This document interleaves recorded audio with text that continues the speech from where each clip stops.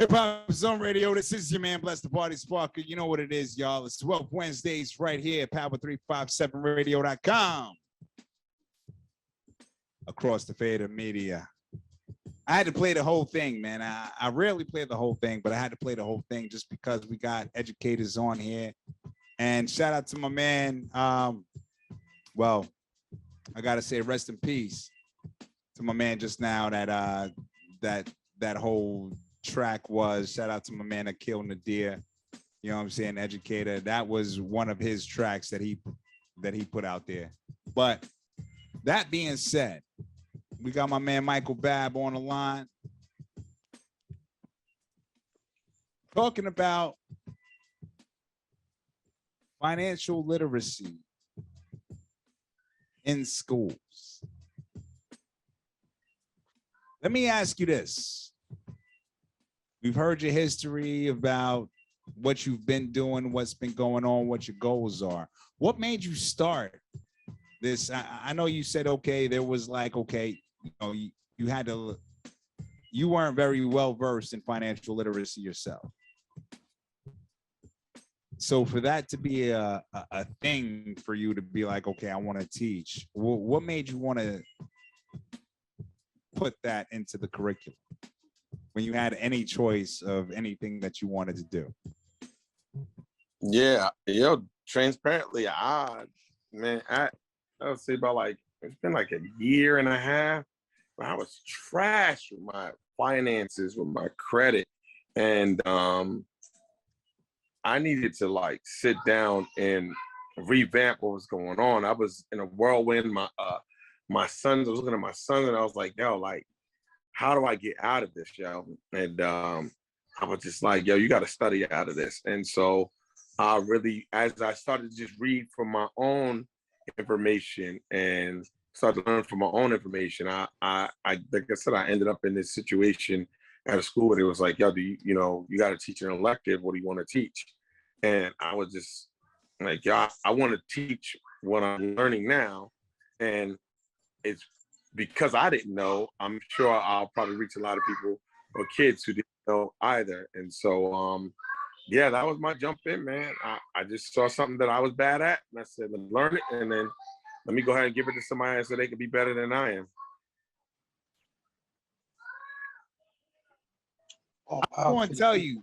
Go ahead, bro, Pete. Go ahead. I was just giving them credit. You know, all power to the people. Man, what? That's exactly what I mean. I wasn't going to say it like bro, Pete, because you know what I'm saying. He got that eloquent way of saying it, but I was going to say, God damn, dog. Mm-hmm. You know what I'm saying? Like, yo, mm-hmm. The fact that you put it out there like that, you know what I'm saying? Like, yo, because there's so many people that, you know, especially on that front,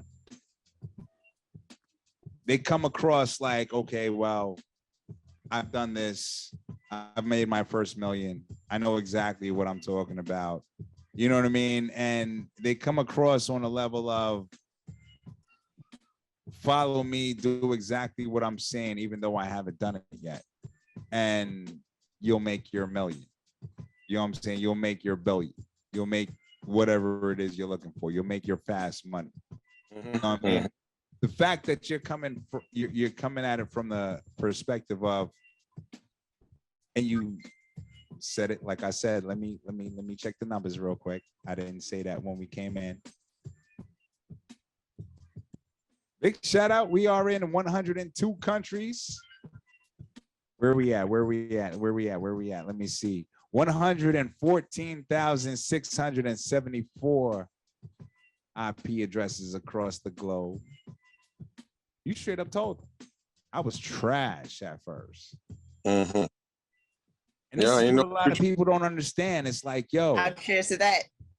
All right, yo, word up. It's like, yo, they don't understand. It's like, yo, it's not something that I was born with. It's not something that I came into this with. I always knew. You know what I mean? And a lot of people feel like, okay, I don't know it yet, so I'll never learn it. Well, I'm gonna tell you what I tell my students: practice makes permanent. So the more you practice something, the better you get at it. Same thing with my students. Same thing with my clients, my students. I was just like, can either keep doing what you've been doing, just very simple stuff. You could try something different and see what's gonna happen, and see what the outcome. If you always keep overanalyzing, that was my problem, is overanalyzing instead of taking action, then you're never gonna move. You're gonna get in your own way. You're gonna create a tree in your own way. And like recently, as an example, a lot of people were telling me on my actions on how I should proceed moving in with my business before, as far as like teaching students and teaching people and helping people. And then I had to remember, a lot of people talk from a place of fear, false evidence appearing real. And especially here in the States, in the community where we've been so oppressed and beat down, so many people are programmed to submit. It's easier just to comply, it's easier just to submit, it's easier just to respect the status quo, instead of changing something that's wrong, whether it's about your community or about yourself.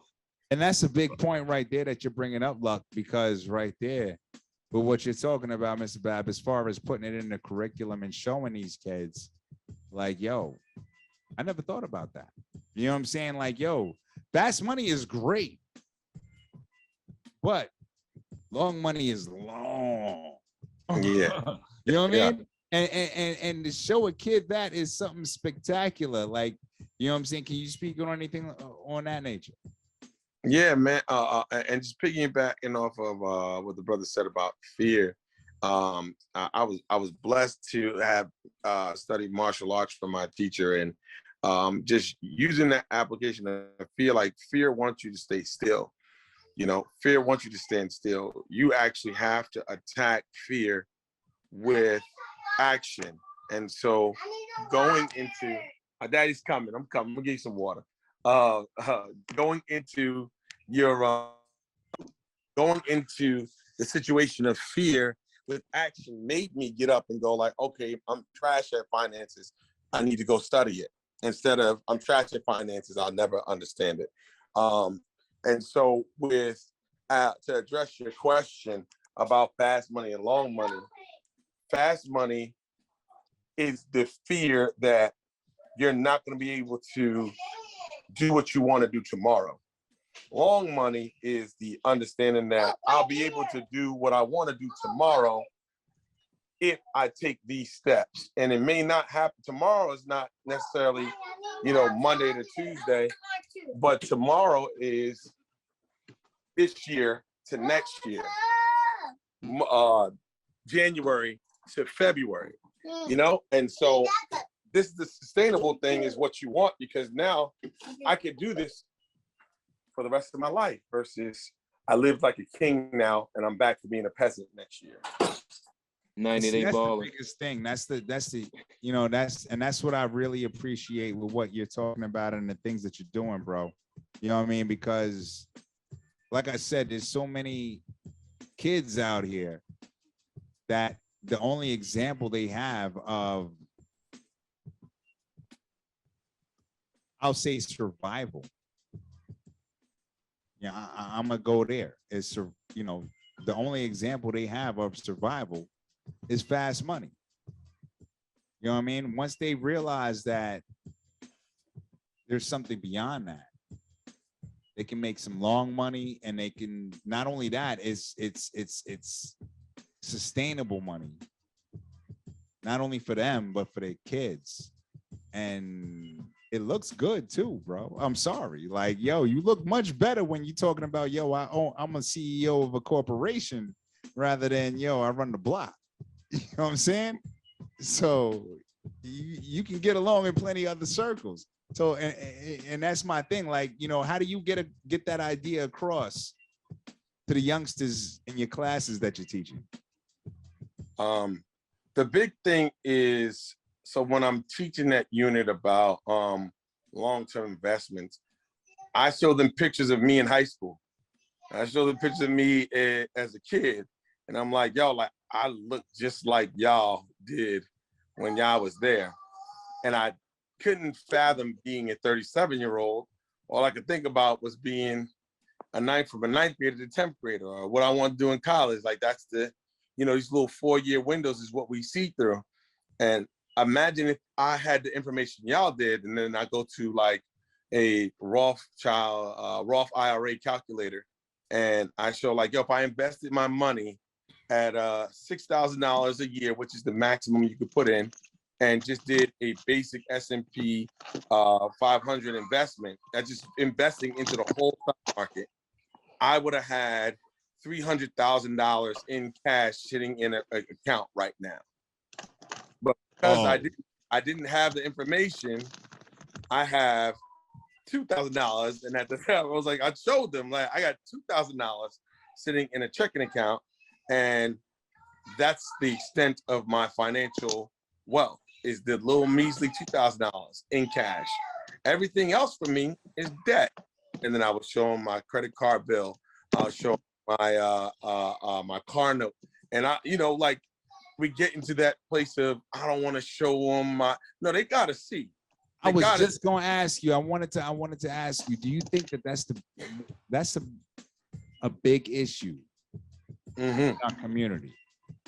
Cats don't want to show, or you know, they want to show what they perceive as flaws or weakness, or I'm down.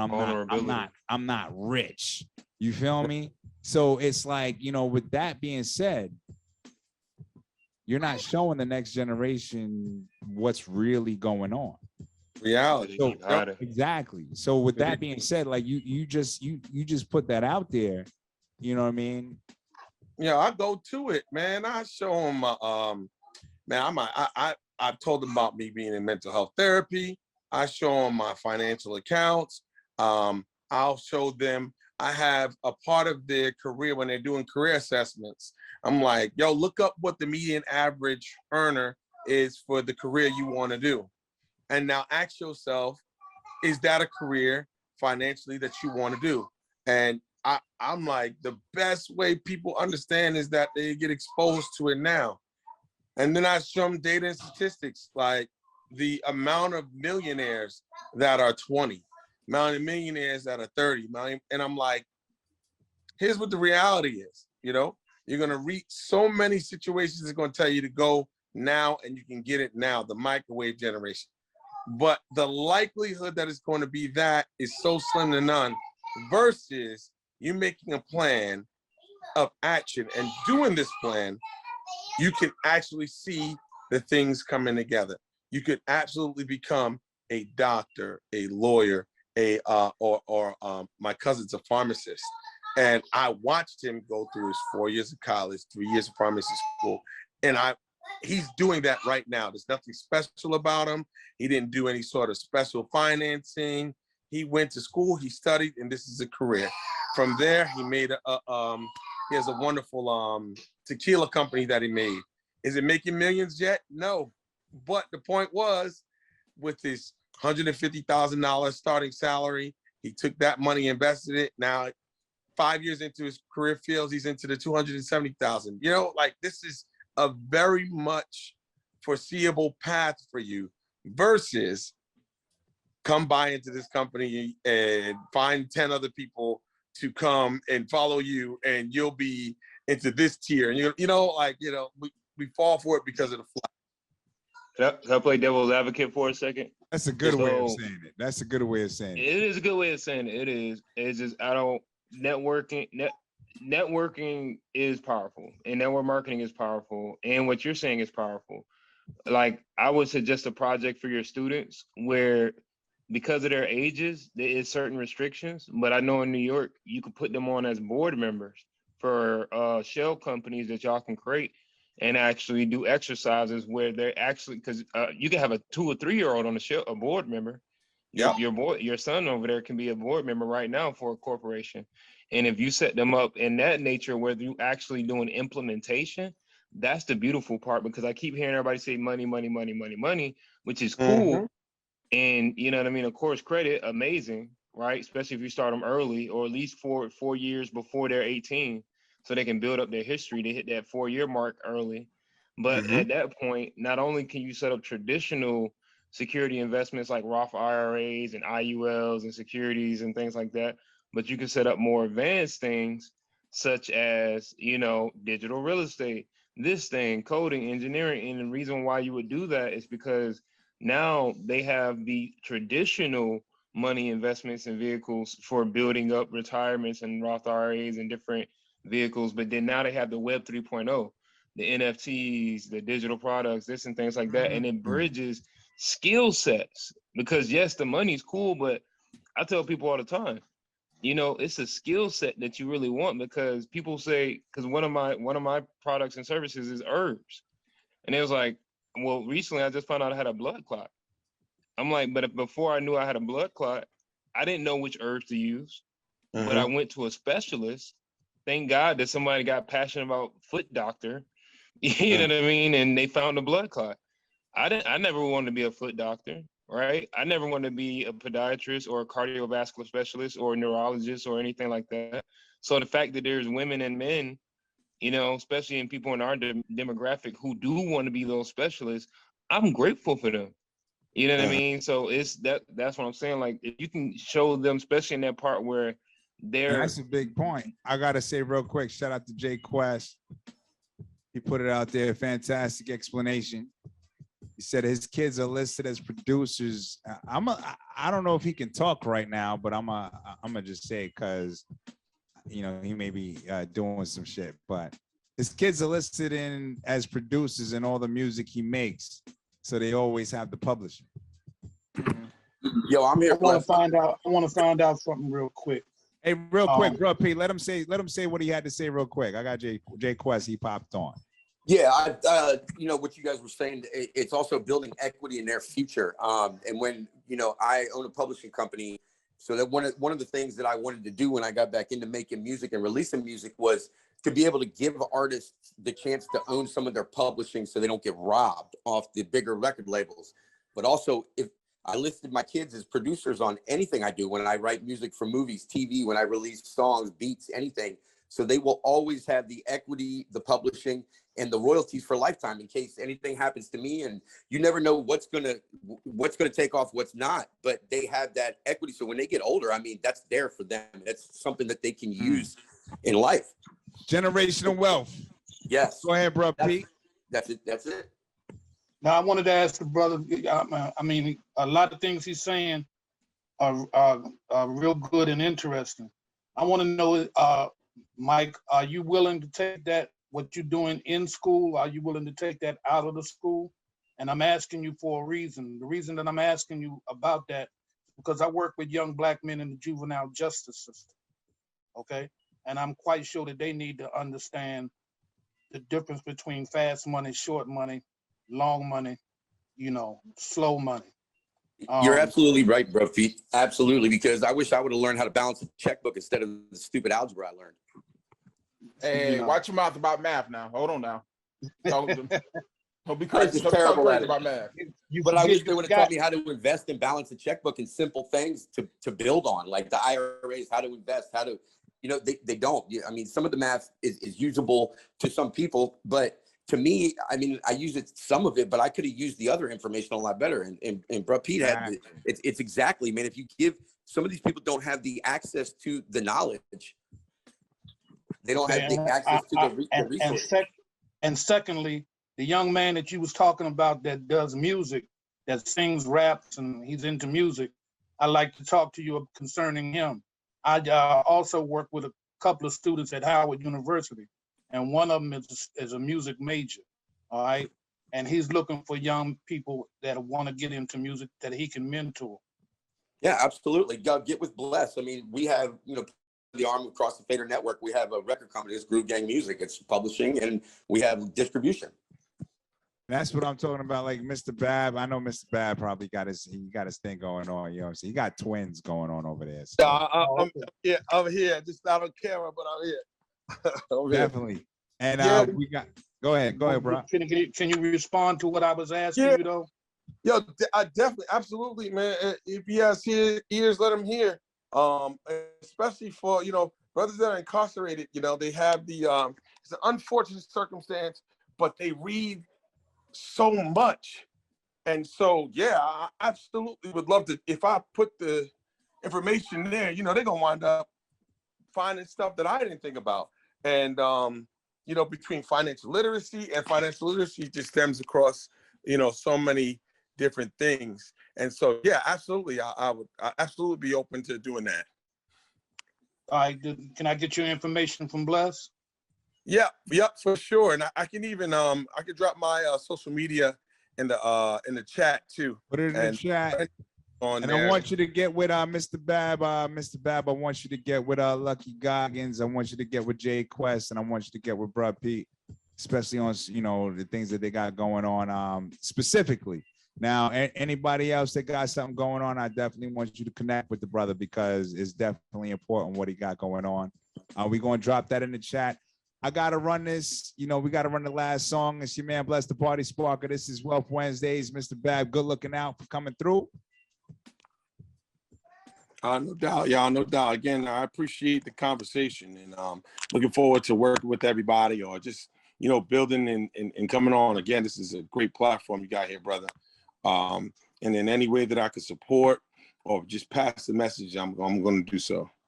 No doubt. And I got to say, man, your top 5 was fire, son. And he's an LI native, dog.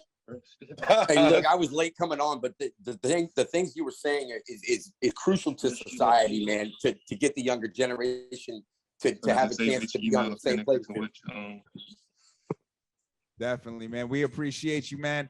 Hey, we're going to go into this last cut. See, man, Bless the Party Sparker. It's Wealth Wednesdays. Power357radio.com.